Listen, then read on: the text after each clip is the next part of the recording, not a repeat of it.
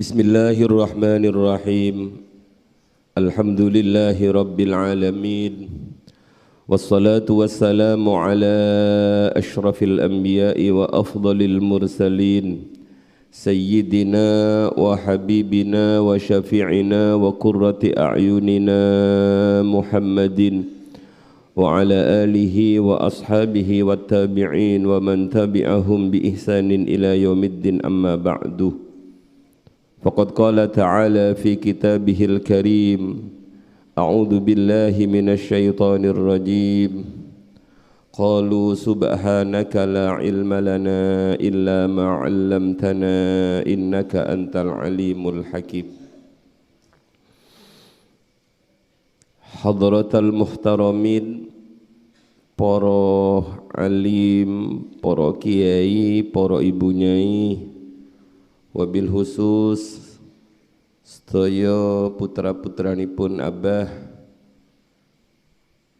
ning Ummi sekalian, Mas Idris sekalian, ning Iva sekalian, Bu Ida ning Zuhra sekalian, serta seluruh cucu-cucunipun Abah, mugi-mugi sedayanipun pinaringan kuat lahir batin saged nerusaken perjuanganipun Abah kali Ibu.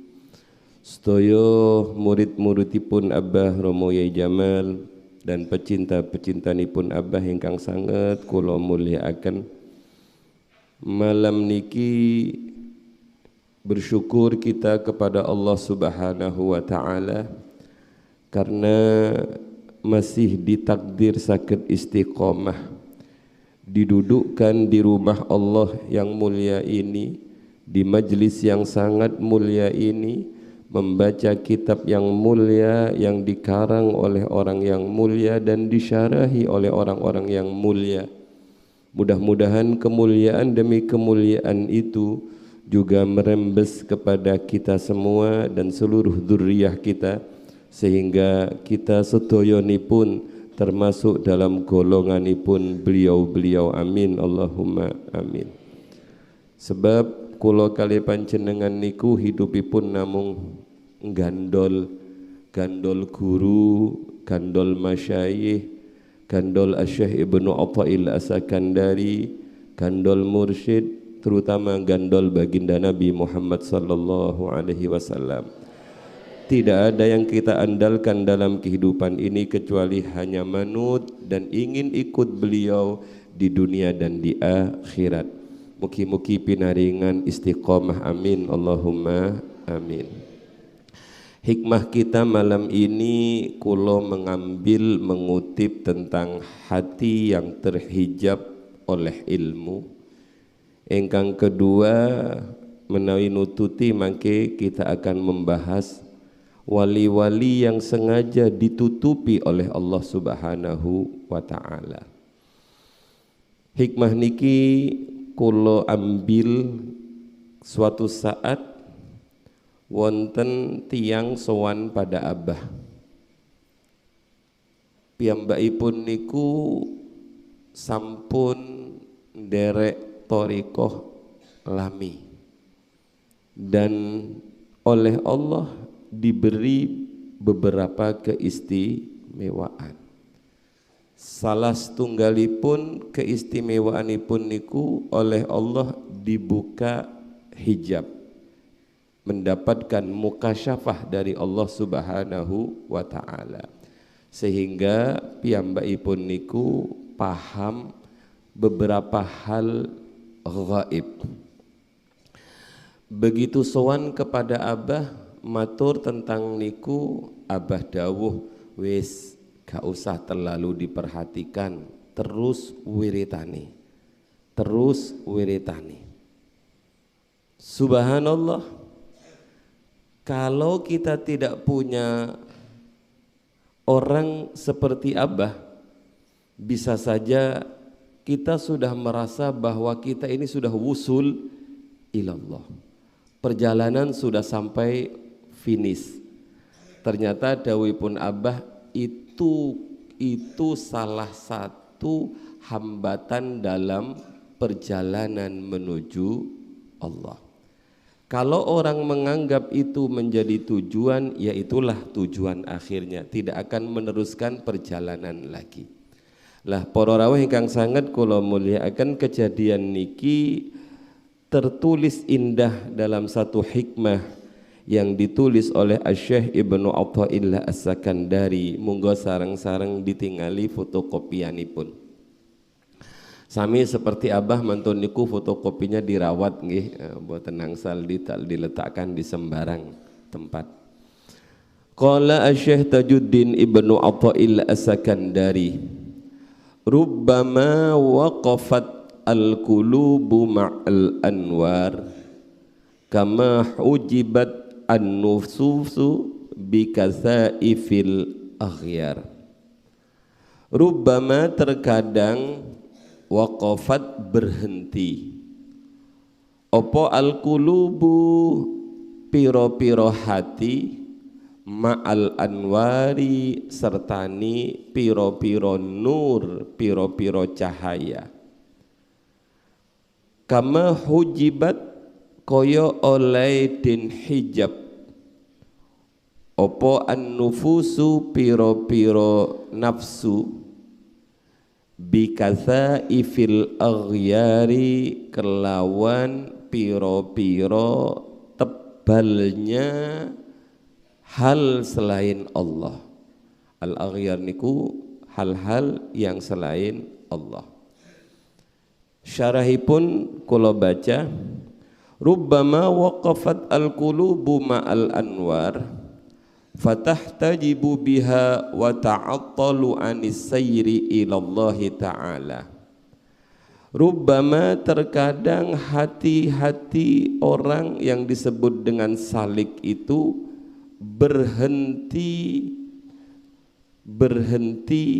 pada sinar-sinar, berhenti pada sinar-sinar. Maksudnya fatahtajibu biha wa ta'attalu anis sayri ilallahi ta'ala, dia terhijab dengan nur tersebut dan kemudian nur-nur tersebut menjadikan dirinya hampa, hati itu hampa untuk tidak berjalan menuju Allah Subhanahu wa ta'ala. Kama hujibatin nufus, sebagaimana nafsu-nafsu itu juga dihijab, tapi hijabnya bukan anwar bikasaifil aghyar, dengan tebalnya hal-hal selain Allah. Yang dimaksud al-aghyar niku adalah asyahawat wal ladzat, yaitu beberapa syahwat dan beberapa kesenangan. Para rawuh ingkang sanget kula mulyakaken, redaksinya pakai kata-kata rubbama, terkadang. Artinya tidak selalu hal ini terjadi, hanya saja ada beberapa salik yang oleh Allah diuji dengan niki. Setiap orang yang berjalan menuju Allah niku, mau tidak mau dia harus punya pembimbing ruhani yang disebut dengan mursyid.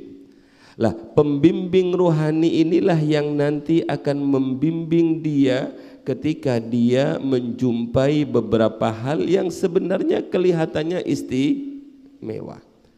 Tapi kalau dia tidak dibimbing oleh seorang mursyid, maka dia akan berhenti di tempat tersebut. Inilah pentingnya kula kali panjenengan dididik oleh Abah untuk bisa nderek thariqah. Sebab bahasa yang sering ditamel kali Abah itu ibarat bis. Kita niki rombongan. Bisnya sudah bagus, supirnya, mursyidnya lihai, tahu jeglongan-jeglongan, tahu jalan tercepat, dan betul-betul canggih. Maka kalau bisnya sudah bagus, thariqah syadiliyah, thariqah qadiriyahnya sudah bis yang istimewa, disupiri oleh supir yang sempurna, maka kita sebagai penumpang tinggal gak usah kipas-kipas, tinggal tidur di dalam bis itu, tahu-tahu sudah sampai.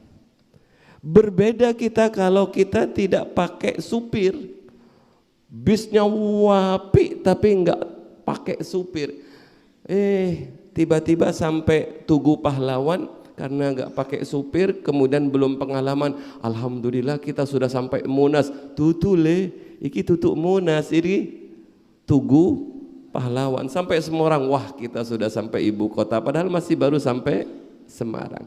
Inilah pentingnya kita dalam berthariqah, kita menjadi seorang murid dari mursyid yang sempurna. Para rawuh ingkang sangat kula mulyakaken, setiap salik itu terkadang diuji oleh Allah, dihijab oleh Allah. Bersyukurlah kalau kita tahu bahwa itu adalah hijab. Tapi bahaya apabila kita tidak tahu kalau itu adalah hijab. Makanya thariqah niku dawuhipun Abah nggih tetap harus diilmuni. Sehingga pas sekali kula kali panjenengan derek thariqah Syadiliyah sudah punya mursyid yang luar biasa, tapi oleh mursyid didhawuhi agar dibimbing dalam kitab-kitab ngaos tasawuf kados ngeten niki sampun klop, sampun sampurna. Lah hijab seorang salik berjalan menuju Allah niku dalam bahasanipun Ibnu Athaillah As-Sakandari niku wonten kalih. Fal hijabu anil maula, hijab saking Allah iku kismani dua bagian. Nuraniyun, hijab yang bersifat nur, wa huwa al-ulum wal ma'arif, yaitu beberapa ilmu dan beberapa kemakrifatan. Niki hijabnya disebut dengan hijab nuraniyun. Idza waqafatil qulubu ma'aha, apabila hati seorang salik itu berhenti di nur itu, berhenti di ilmu itu, warakanat ilaiha, dan sudah condong dengan ilmu tersebut, wa ja'alatha ghayata maqsidiha, dan menjadikan ilmu itu sebagai tujuan akhir dari perjalanannya, maka itulah ilmu yang akan menjadi hijab bagi salik tersebut. Para rawuh ingkang sangat kula mulyakaken, jadi kadang-kadang kita ndak paham bahwa ilmu itu justru menjadi penghalang kita menuju Allah Subhanahu wa taala. Pasti yang dimaksud di sini adalah al-ilmu dhar, sebab ilmu niku dawuhipun para ulama wonten kalih. Wonten yang disebut dengan ilmu nafi, wonten yang disebut dengan ilmu dhar atau ilmu ghairun nafi. Ilmu yang bermanfaat, ingkang nomor kalih ilmu yang bahaya, tidak bermanfaat. Paling tidak kalau kita ingin mengetahui nopo definisi ilmu yang bermanfaat yang tidak akan menjadi hijab kita dari Allah, Asy-Syaikh Abu Abdillah At-Tirmidzi ndawuhaken tentang ilmu nafi niku. Dawuh beliau, al-ilmun nafi huwa an-nur idza asyraqat fis sadri tasawwaratil umur husnuha wa sayyi'uha wa huwa alamatul hidayah. Ilmu yang bermanfaat niku adalah cahaya. Karenanya Abah niku pernah paring ijazah pada putu-putunipun, salah setunggalipun Mas Hasan Mustafa niku ketika sowan kepada beliau oleh Abah, nak sering baca Allahu nurus samawati wal ard. Kenging nopo? Sebab ilmu niku nur. Dalam bahasa yang lain, al ilmu nurun, ilmu itu cahaya, wa nurullah la yu'ta lil 'az. Nur cahaya Allah itu tidak akan diberikan kepada orang yang ahli maksiat. Asy-Syaikh Abu Abdillah At-Tirmidzi niku dawuh, an-nur idza asyraqat fis sudur, nur yang apabila nur itu sudah mampu menyinari hati seseorang, tasawwaratil umur husnuha wa sayyi'uha, maka dengan nur tersebut akan menjadi jelas akan menjadi terang benderang mana yang baik, mana yang buruk, mana yang pantas dilakukan, mana yang tidak pantas dilakukan, mana yang apabila dilakukan akan menjadikan kita diridhoi oleh Allah, mana yang apabila dilakukan kita menjadi dimurkai oleh Allah. Lah, yang menjadikan kita paham dua hal yang berbeda itu adalah nur, dan inilah yang disebut dengan ilmun nafi. Jadi ilmu nafi itu adalah cahaya dari Allah yang mana dengannya kita bisa membedakan mana yang baik, mana yang tidak. Dan ilmu nafi niki dawuhipun Asy-Syaikh Abu Abdillah At-Tirmidzi wa huwa alamatul hidayah. Itu adalah menjadi pertanda kalau orang itu mendapatkan hidayah dari Allah Subhanahu wa taala. Niki pas dengan dawuh yang disampaikan oleh baginda Nabi Muhammad sallallahu alaihi wasallam. Beliau pernah dawuh ngeten, "Manizdada ilman lam yazdad hudan falam yazdad minallahi illa bu'dan." Barang siapa yang bertambah ilmunya tapi kemudian tidak bertambah dekatnya pada Allah, tidak bertambah hidayahnya kepada Allah, itu berarti ilmunya tidak menjadi sumber hidayah, karena ilmunya bukan ilmu nafi, karena ilmunya adalah ilmu dhar, ilmu yang membahayakan dirinya. Contoh ilmu dhar niku ngeten, dulu sebelum punya ilmu orang itu apik ibadai. Dulu sebelum punya ilmu, sebelum punya gelar lah gampangannya, dulu sebelum punya gelar orang itu rajin ke masjid. Tapi sekarang ketika gelarnya sudah sampai pada puncaknya malah gak tahu sobo masjid. Dulu orang itu ahli wiritan, dulu orang itu tawadu, dulu orang itu sangat menghormati guru-gurunya yang ngajar ketika kecil. Dilala ketika dia punya ilmu malah justru dia semakin tinggi kesombongannya, semakin merendahkan orang, semakin menganggap dirinya paling alim. Itu berarti pertambahan ilmunya tidak menjadikan pertambahan hidayahnya, dan hal ini menjadikan orang itu sebenarnya tidak bertambah kecuali falam yazdad minallahi illa bu'dan. Bisa saja terjadi ini pada santri. Dulu ketika santri baru, nah ini. Jadi teringat ketika jadi santri baru. Dulu ketika santri baru rajin jamaah.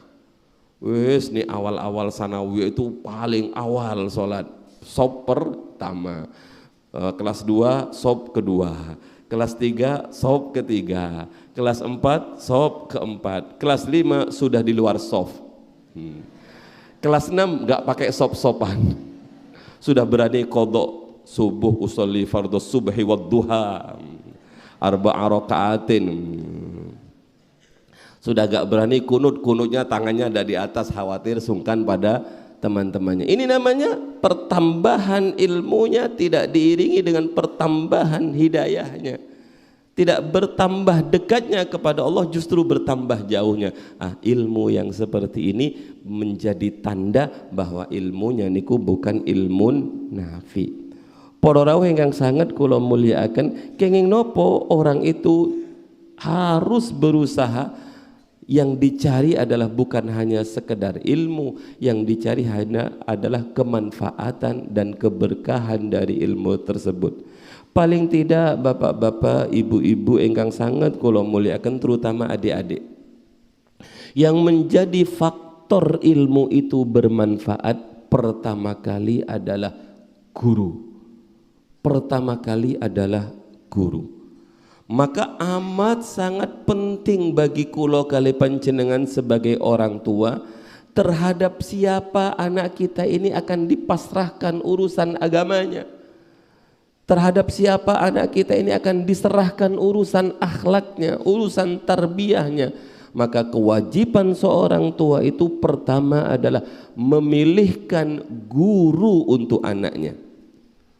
Orang-orang terdahulu niku luar biasa memilihkan guru. Tidak seperti ngapunten, tidak seperti akhir-akhir ini.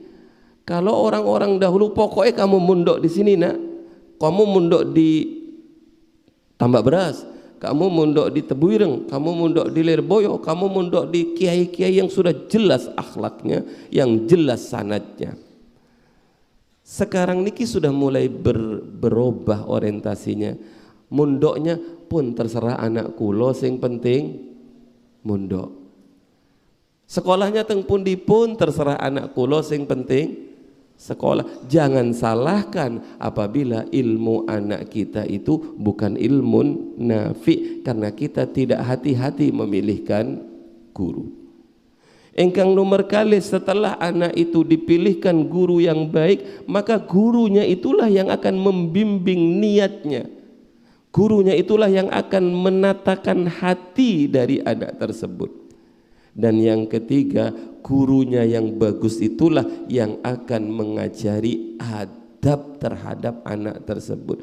Kalau ini sudah ada dalam diri seorang anak, yakin, hakul yakin, ilmunya akan menjadikan anak itu semakin nunduk, semakin nunduk, semakin nunduk. Ilmunya akan semakin menjadikan dia dekat dan dekat dengan Allah Subhanahu wa ta'ala.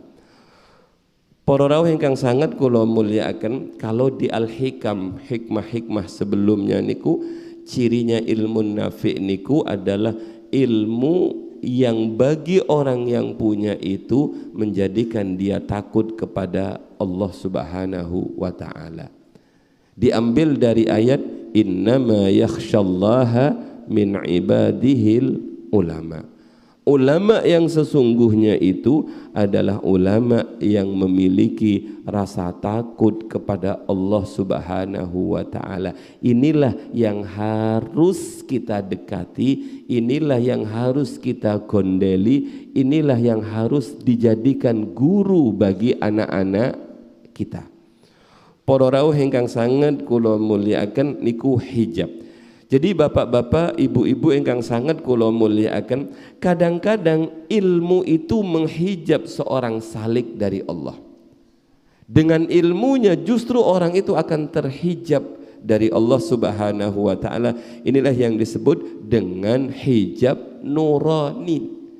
Kenging nopo? Karena orang itu kalau sudah kagum dengan ilmu, biasanya ilmunya itu yang menjadi tujuan akhir. Na'udzubillah wal iyadu billah, guru kita Abah Romo Kiai Haji Muhammad Jamaluddin Ahmad itu sering dawuh, kalau kamu mundok nggak usah bercita-cita jadi kiai. Padahal itu cita-cita yang mulia.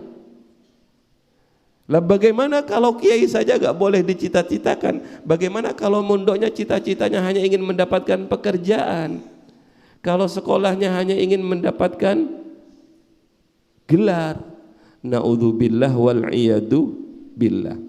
Kalau pernah mendampingi Abah di Sambong, tiba-tiba wonten seorang alumni sowan kepada Abah. Alumni niki tidak seperti awal-awal mundok. Sowan pada Abah niku bajunya baju pendek, celanaan, gak kopiahan. Padahal biasanya Abah niku paling boten remen terhadap santri yang boten kopiahan. Maka kalau masuk Muhibin jalur berkopiah, masuk Al-Amanah jalur berkopiah, masuk Al-Mardiyah jalur berkopiah. Yang enggak kopiahan mohon tidak usah masuk, kan begitu sederhananya. Ojo melebu nek gak kopiahan. Bahkan Abah niku penting kadang-kadang kaosan itu boten angsal. Napa malih kaosnya kaos Metallica dan lain sebagainya. Niku guru kita sampai seperti itu. Lah tamu santri niki, alumni niki boten kopiahan. Matur ngeten tentang Abah. Abah kulo alumni tahun sekian. Oh iya. Ada apa? Ada masalah. Nggih. Biasanya alumni sowan ke Abah niku kalau nggak kangen ada masalah. Jadi ada yang alumni ku cek kangen nih sowan teng Abah niku alumni ingkang bagus. Yang kedua kadang-kadang ada masalah sowan kepada Abah, itu juga bagus. Yang enggak bagus itu ada atau tidak ada masalah enggak pernah sowan, niku yang enggak bagus. Sowan pada Abah ngeten maturipun. Abah, kulo niku sampun ngelamar teng rumah sakit niki ditolak, teng rumah sakit niki ditolak, teng rumah sakit niki ditolak. Terus nggih kula nyuwun didoaken mugi-mugi kula diterami nyambut damel teng rumah sakit niki. Sakniki kula sedang ngelamar teng rumah sakit Mojokerto. Tiba-tiba abah niku seperti mengingatkan kula, boten nuturi lare niki, kula yakin niku nuturi kula. Lah, kamu dulu mondoknya niatnya apa? Sik tak takoi, mondokmu dulu niatnya apa? Sekolahmu di mana? Jangan-jangan niat sekolahmu mau pingin dapat ijazah. Jangan-jangan niat kuliahmu juga pingin mendapatkan ijazah. Sama sekali bukan lillahi ta'ala. Nopo dawuhipun santri niku, nggih Mbah, riyen kula sekolah niku namung pingin ijazah. Ingkang nomor kali namung pingin saged nyambut damel. Untung anak ini sowan ke Abah, sehingga kemudian Abah mentajdid niatnya, memperbaharui niatnya. Ayo niat balik, ulang bahwa istighfar dulu, astagfirullahaladzim, astagfirullahaladzim, astagfirullahaladzim. Ayo sekarang minta maaf, mohon maaf kepada Allah kalau niatmu salah, dan mulai hari ini setiap apapun yang kamu lakukan perbaiki, jangan niat selain Allah. Kalau pireng-pireng sak mantuni saking Abah, setelah anak niki ngelamar, setelah dituturi memperbaharui niat niku, akhiripun keterami teng rumah sakit. Para rawuh ingkang sanget kula muliakan, niku pentingnya kula kali panjenengan punya guru. Sebab kadang-kadang kalau tidak punya guru, tinggi ilmunya, tinggi gelarnya, tapi justru ketinggian ilmunya itu, ketinggian gelarnya itu tidak akan menjadikan orang itu sampai kepada Allah Subhanahu wa taala. Niku yang pertama. Engkang nomor kalih, kama hujibatin nufusu bikatsaifil aghyar. Sebagaimana nafsu-nafsu itu dihijab oleh tebalnya syahwat, tebalnya sesuatu selain Allah. Para rawuh ingkang sanget kula mulyakaken, yang kedua niku disebut dengan hijab zulmaniyun. Hijab zulmani. Hijab wa zulmaniyun, hijab zulmani wa huwa utawi zulmaniyun iku syahwatun nufus wa adatuha, yaitu syahwat-syahwatnya nafsu. Jadi Asy-Syaikh Ibnu Athaillah As-Sakandari niki sebenarnya mengajari kepada kita bahwa nafsu itu juga pingin sebenarnya berjalan menuju Allah. Jiwa kita niku sebenarnya juga pingin menuju Allah. Nafsu itu juga sebenarnya pingin menuju Allah Subhanahu wa ta'ala. Makanya wonten yang disebut dengan nafsul mutmainnah. Hanya saja nafsu niku dihijab dengan syahwat, dihijab dengan kebiasaan-kebiasaan nafsu niku. Menawi kula kali panjenengan bahas tentang nafsu niku, kula jadi ingat kula kali Mas Idris, kali Mas Hashim, kali Pak Yahya, kali Dek Saiful serta putri-putrinya Abah niku sowan pada Mbah Yai Jalil. Kula boten ingat bulanipun, tahunipun, tapi yang kula ingat dawuh beliau. Salah seorang di antara kami niku matur ngeten, ngapunten Yai badhe tanglet. Namini tasik mantu anyaran ngoten kan biasa nggih Bapak. Ini saat ini kan pun pasti boten berani tanglet, Romo Yai Mursyid pasti boten tanglet. Yang penting duduk di depannya pun niku pun terbaca semua keinginan kita. Nirian kan kadang-kadang kita masih berani tanya karena belum lama dididik oleh Abah. Badhe tanglet Romo Yai. Apa Gus? Kula niku nik wiritan kok sering ngantuk nggih. Sebenarnya pertanyaan ini pertanyaan yang digerakkan oleh Allah Subhanahu wa taala biar kita tahu bagaimana cara ngatasi ngantuk. Sebab kadang-kadang kita menganggap ngantuk itu hal yang jelek, padahal ngantuk niku nikmat yang luar biasa dari Allah. Tidak ada sesuatu pun yang diciptakan oleh itu sia-sia. Coba bapak-bapak kalau jenengan boten ngantuk, tiba-tiba jalan di tengah jalan raya tahu-tahu tidur. Jenengan pas nyetir sepeda motor tidak didahului oleh ngantuk, tahu-tahu langsung sare.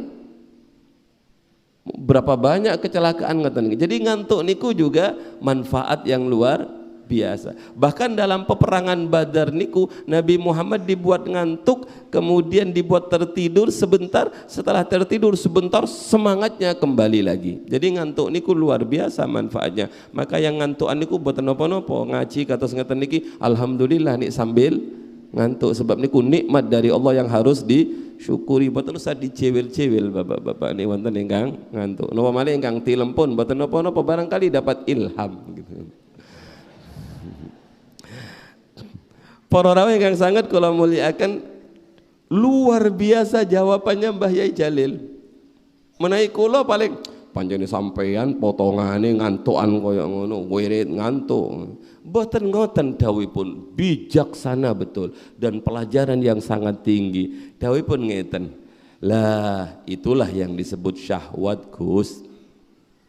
Dan itu penting. Dan itu penting.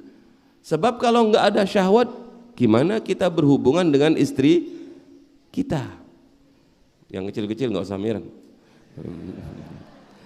Jadi syahwat niku penting. Bahkan dalam hikam niku, syahwat niku bisa dijadikan alat bapak-bapak. Syahwat niku bisa dijadikan alat penimbang mana yang harus kita lakukan. Di hikmah yang belakang-belakang niku, apabila ada dua hal yang sama nilainya dan waktunya bersamaan, manakah yang harus kita ambil, A atau B? Misalnya, satu undangan tahlilan, dua undangan solawatan, sama ngundangnya waktunya, jamnya sama. Yang satu tahlilan bareng tiang-tiang sepuh, yang satu solawatan sampean menjadi vokal. Mana yang harus saya datangi? Mana yang harus saya pilih? Katanya Ibnu Athaillah As-Sakandari, tanyakan pada nafsumu. Jadikan nafsumu sebagai cermin. Nafsumu pingin kemana? Nafsumu pingin kemana? Kalau nafsumu pingin ke B, lakukan yang A. Kalau nafsumu pingin ke A, lakukan yang B. Sebab niku namanya jihadun nafsi.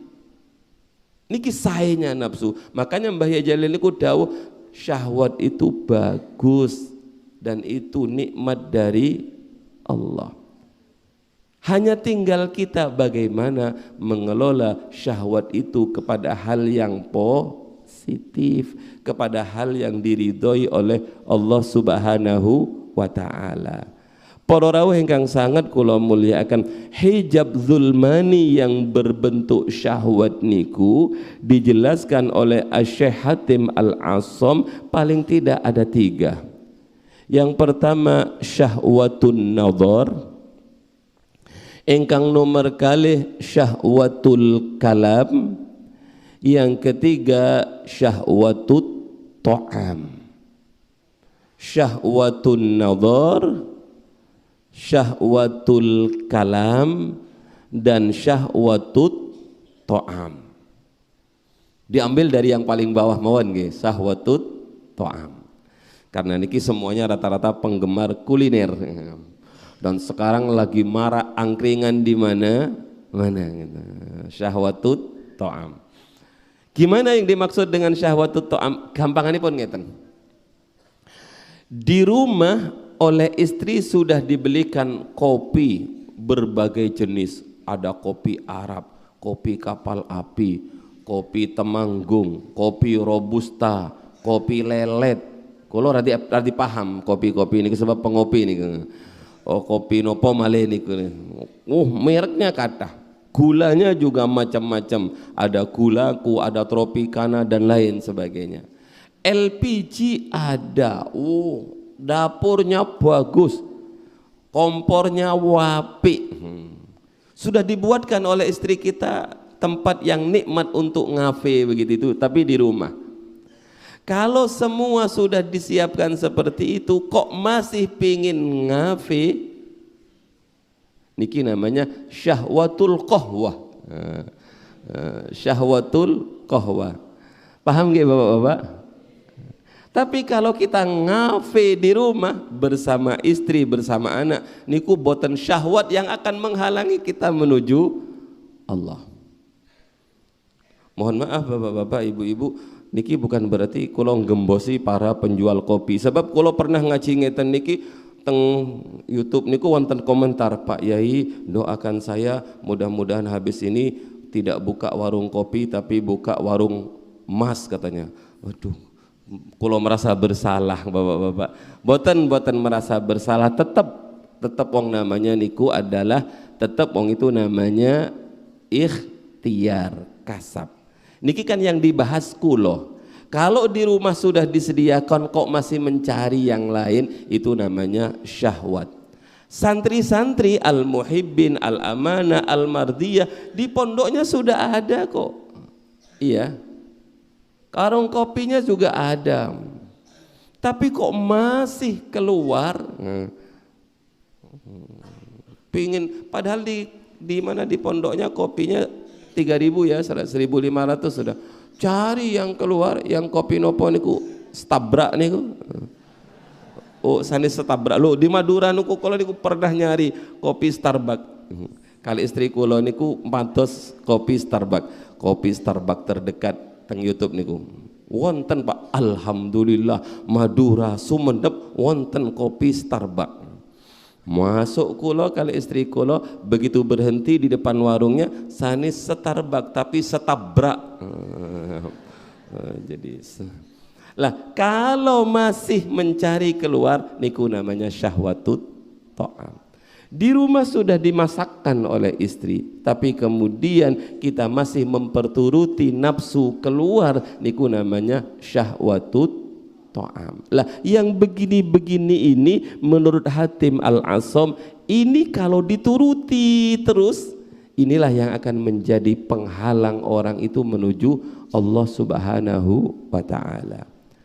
Ada yang kedua, kalau ambil dari belakang, syahwatul kalam. Niki penyakitnya santri sedoyo. Kulo kan alumni santri, mazil tu taliban, selama pun saya santri walaupun sekarang sudah alumni, tapi kulo tetap santri. Dawai pun Sayyid Alawi Al-Maliki, mazil tu taliban, selamanya saya tetap santri. Lah santri niku kan kadang-kadang antara sinaunya dengan ngobrolnya, makanya kadang-kadang ngapalkan Quran nggak selesai-selesai karena terlalu sering diskusi, karena terlalu sering musyawarah, karena terlalu sering ngobrol niku bapak-bapak mulai jam 10, jam 1 belum selesai kadang-kadang. Padahal yang diobrolkan itu seputar yang tidak penting. Itu yang disebut dengan syahwatul kalam.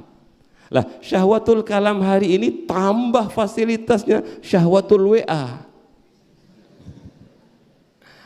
No, pose yang dibahas di WA niku kadang-kadang berjam-jam nyepeng ngoten niku.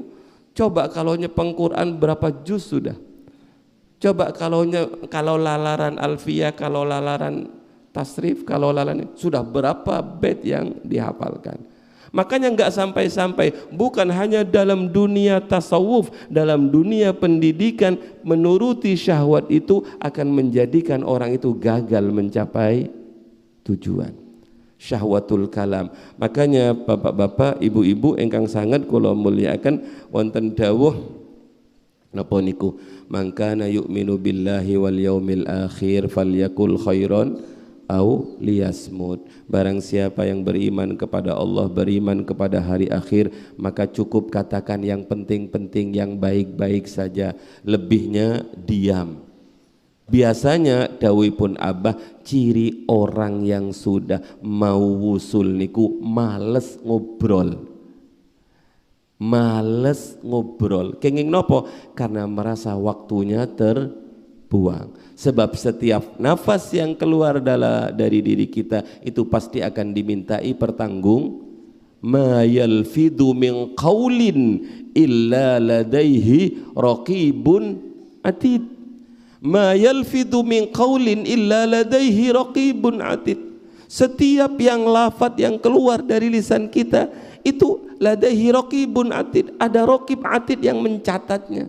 Kita akan mempertanggungjawabkan setiap kalimat yang keluar dari lisan kita. Kita akan mempertanggungjawabkan setiap kipot yang kita ketik. Ini baik apa ini tidak. Makanya orang-orang yang sudah masuk dalam dunia thariqah itu biasanya keluar masuknya nafas niku pripun dawuhipun Abah niku, keluar masuknya nafas niku sudah teratur dengan Allah, Allah, Allah. Ngeten niki menawi boten masuk thariqah nggih susah nggih Bapak-bapak. Syahwatul kalam, syahwatul kalam. Yang terakhir kata Syekh Hatim Al-Asam, syahwatun nadhar. Niki pertama sebenarnya, tapi kalau terangkan yang terakhir. Syahwatun nadhar. Niki pun boten usah dibahas nggih Bapak-bapak. Syahwatun nadhar niki pun paham sedaya. Pun paham, sak arek-arek cilik-cilik pun paham. Nah wong sakniki kadang-kadang buka HP niku yang keluar sembarangan. Padahal yang dicari qiraah. Iya qiraah pertama, keluar yang lain. Niku namanya bapak-bapak sudah pencemaran mata niku luar biasa. Syahwatun nadhar.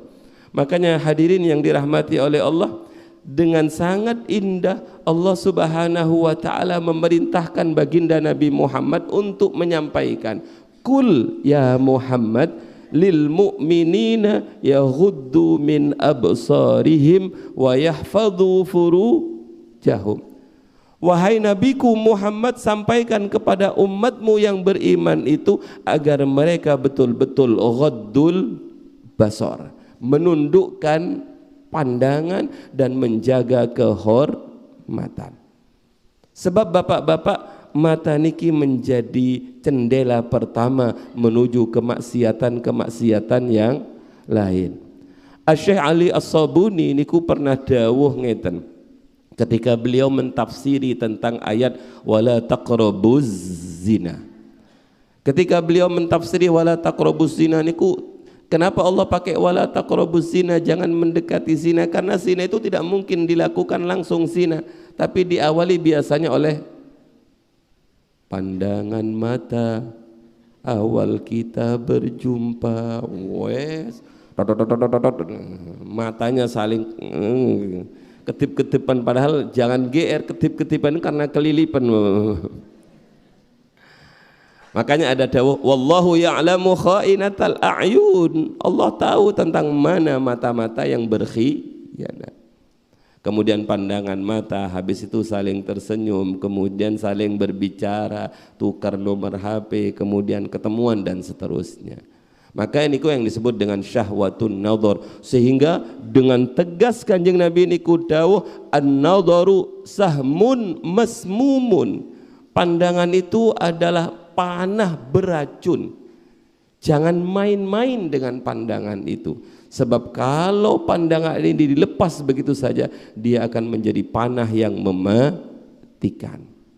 Syahwatun nadhar, para rawuh ingkang sangat kula mulyakaken, kullil mu'minina yaghuddu min absarihim wa yahfadhu furujahum wa kullil mu'minati yaghudduna min absarihinna wa yahfadna furujahunna. Betapa Allah sangat sayang kepada kita agar kita menjaga pandangan kita. Kalau kita sudah mampu menjaga syahwatun nadhar, syahwatul kalam, syahwatut ta'am, maka lambat laun kita akan sampai kepada Allah Subhanahu wa ta'ala. Tapi selagi ini masih belum bisa kita lewati, kita akan terhijab.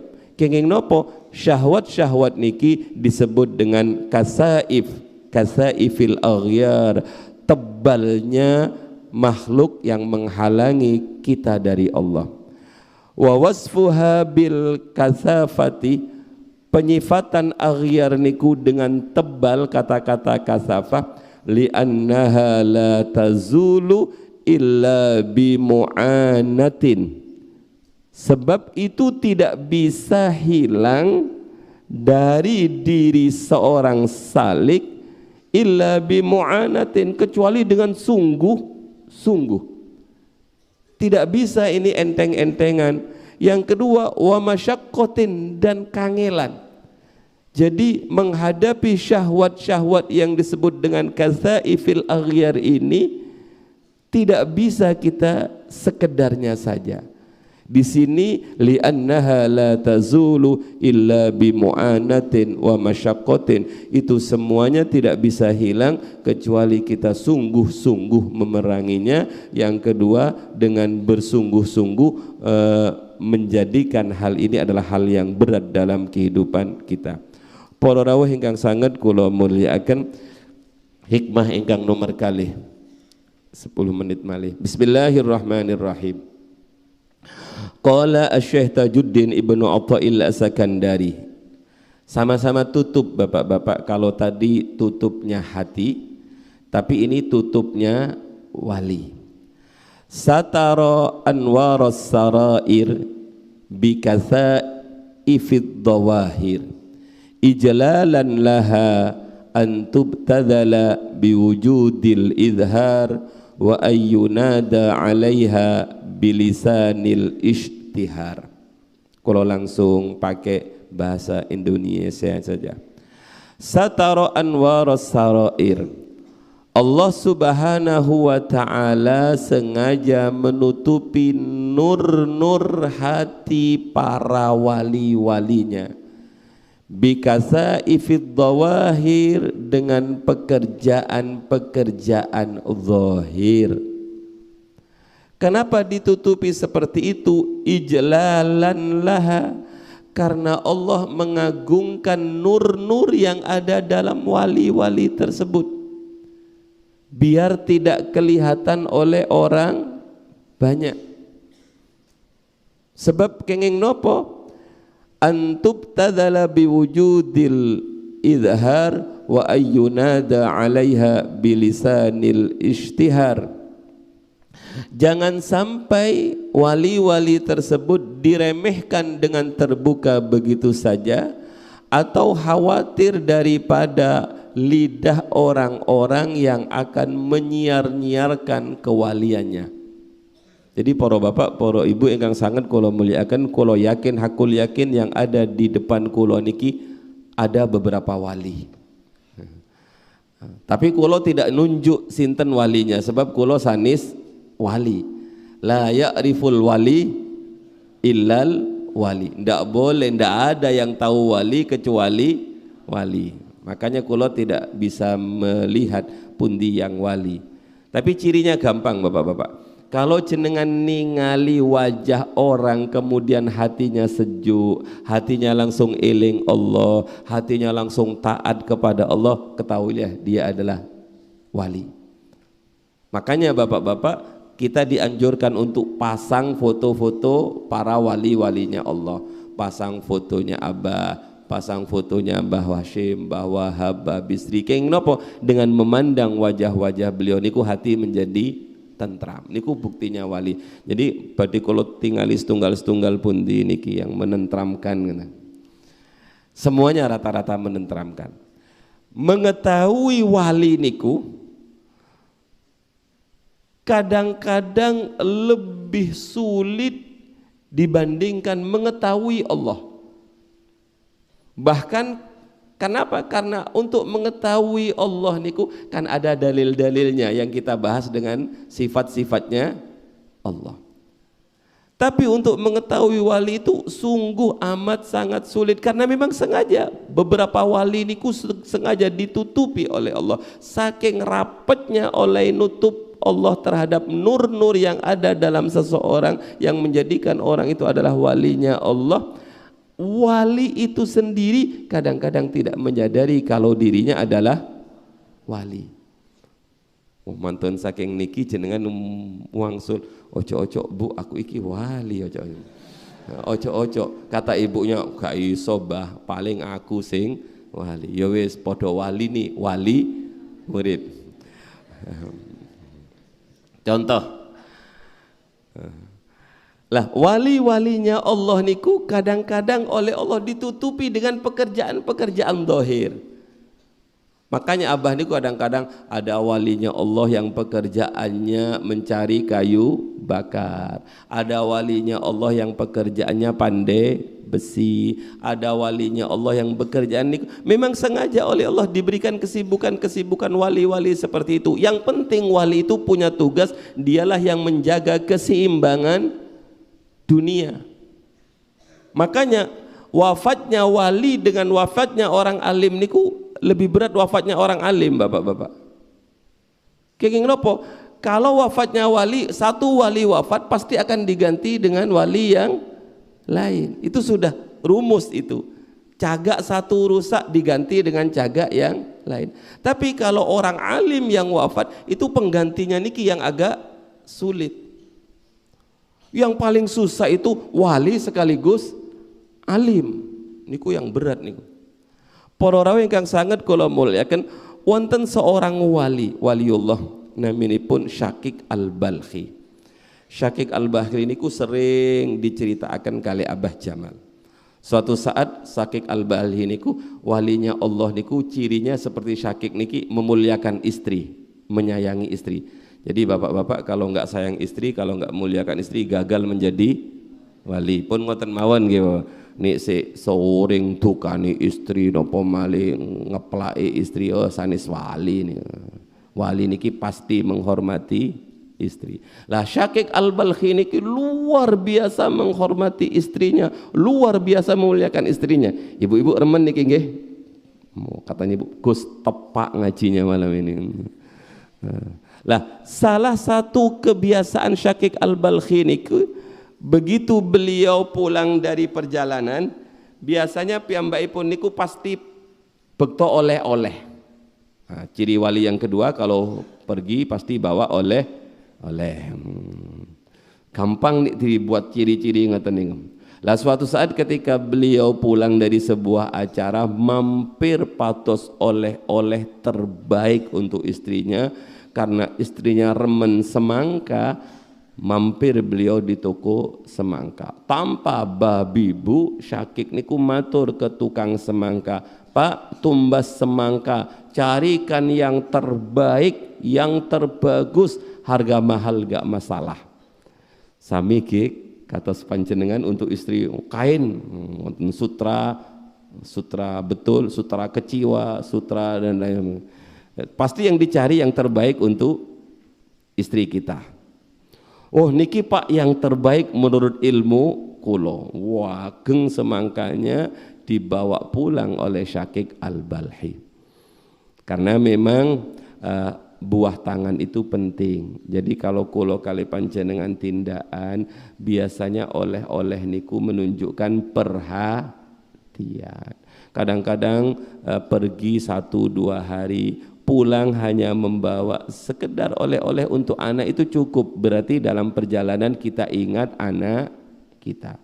Kadang-kadang kalau pergi kemana-mana niku yang sulit ini kan mencari oleh-olehnya bapak-bapak.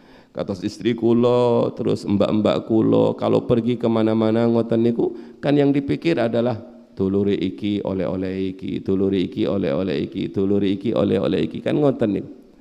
Lah begitu dia pulang dikasihkan kepada istrinya, Dek, oh alhamdulillah sampun rawuh Mas, nggih. Ini kesenangan sampean semangka wapi Dek, katanya penjualnya, manis merah tanpa biji. Promosi bapak-bapak namanya oleh-oleh. Wah, istrinya dengan senang langsung dipecah di depannya Syakik Al-Balkhi, ambil pisau seret.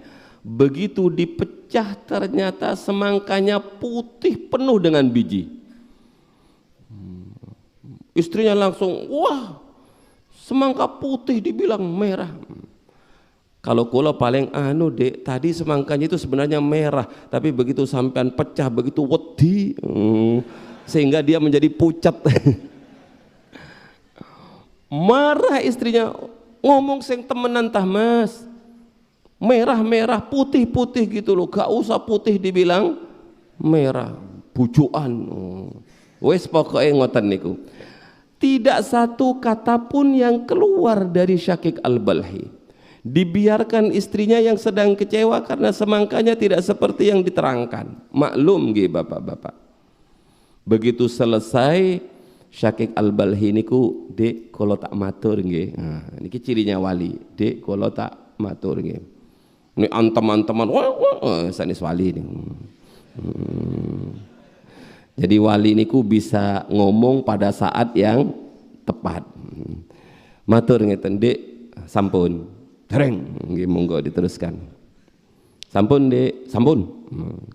Kalau matur angsal, monggo. Terus dek mohon maaf. Yang mau sampean salahkan itu siapa sih? Kamu ingin menyalahkan penjual yang memberi semangka pada saya. Saya pesan merah dipilihkan oleh penjualnya dan ternyata tidak merah, putih, bahkan banyak bijinya.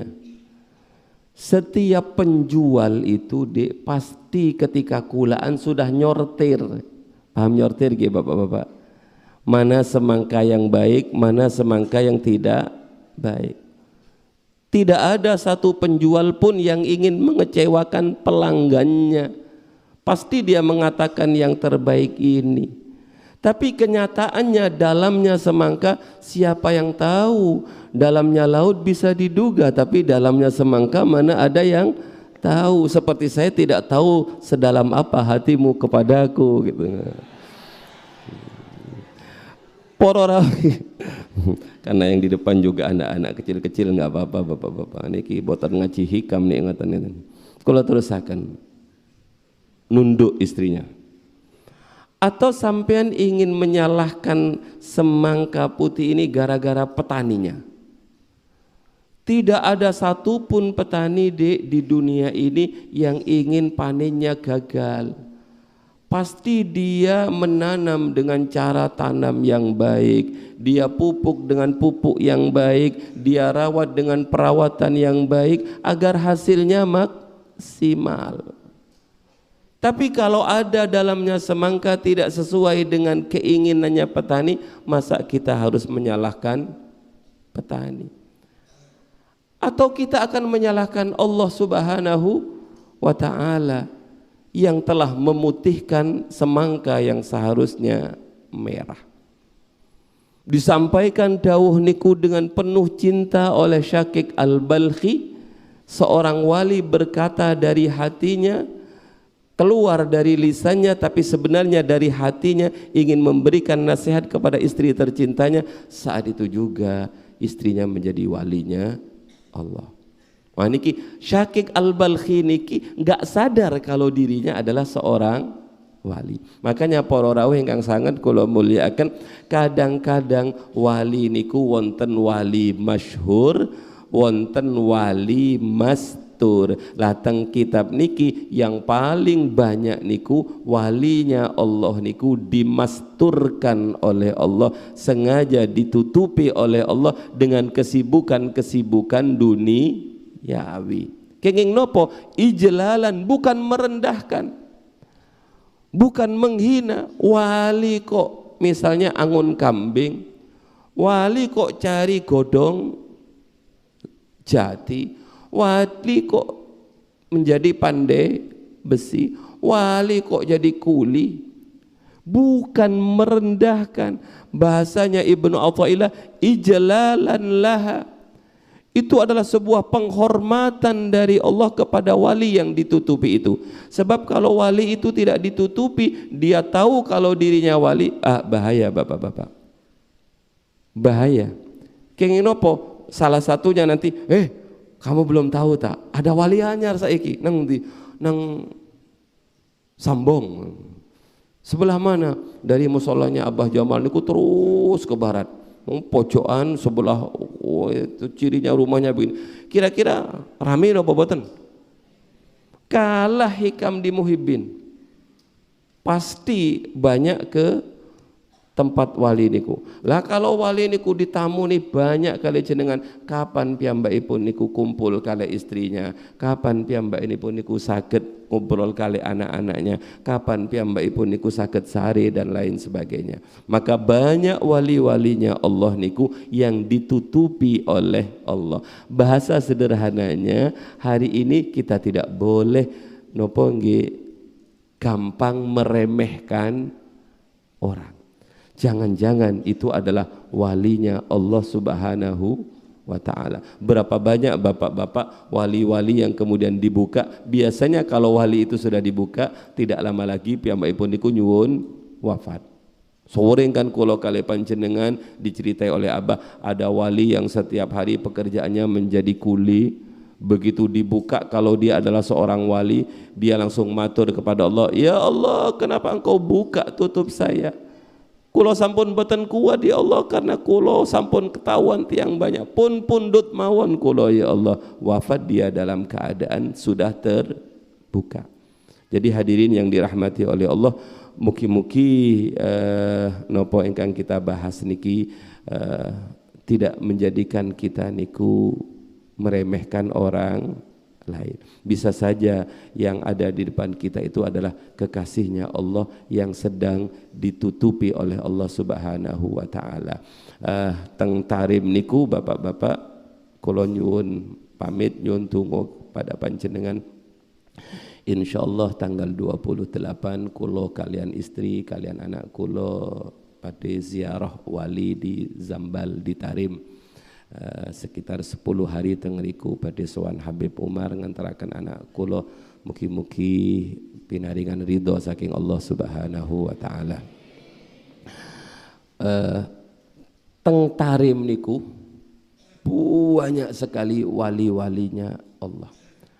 Bahkan orang-orang yang asalnya biasa, karena dia mendapatkan nadharah, pandangan dari walinya Allah, tahu-tahu dia menjadi walinya Allah. Tapi di sana niku rata-rata wali-wali niku perimpen menyimpan kewaliannya. Tidak gampang-gampang menunjukkan kewaliannya. Para rawuh, paling tidak mursyid kita sangat perimpen, guru-guru kita niku sangat perimpen merahasiakan bahwa beliau adalah kekasihnya Allah Subhanahu wa ta'ala. Dengan berbagai macam agar tidak ketahuan kalau beliau adalah para kekasihnya Allah. Kula tutup dengan dawuh, kam mim masyhurin bi barakatil mastur. Berapa banyak orang-orang yang masyhur itu karena barokahnya orang-orang yang mastur. Berapa banyak orang-orang yang sukses di belakangnya ada wali-wali yang tidak ingin menampakkan dirinya. Yang terakhir, Al-Quran menyebut wali niku dengan kata-kata yang indah. Ala inna awliya Allah la khaufun alaihim walahum yahzanun. Ingatlah bahwa para kekasih Allah itu cirinya dia tidak punya perasaan takut terhadap sesuatu yang akan datang, dan dia tidak terlalu bersedih dengan sesuatu yang telah terjadi, karena semuanya selalu bersama Allah Subhanahu wa ta'ala. Nyuwun agungipun pangapunten, mugi-mugi sesarengan kali hidayahipun Allah Subhanahu wa ta'ala. Rabbi fanfa'na bi barakatihim واهدنا الحسنى بحرمتهم وأمتنا في طريقتهم ومعافاتهم فاردده إلي عند حاجتي إليه ولا تنسنيه يا رب العالمين. الفاتحة.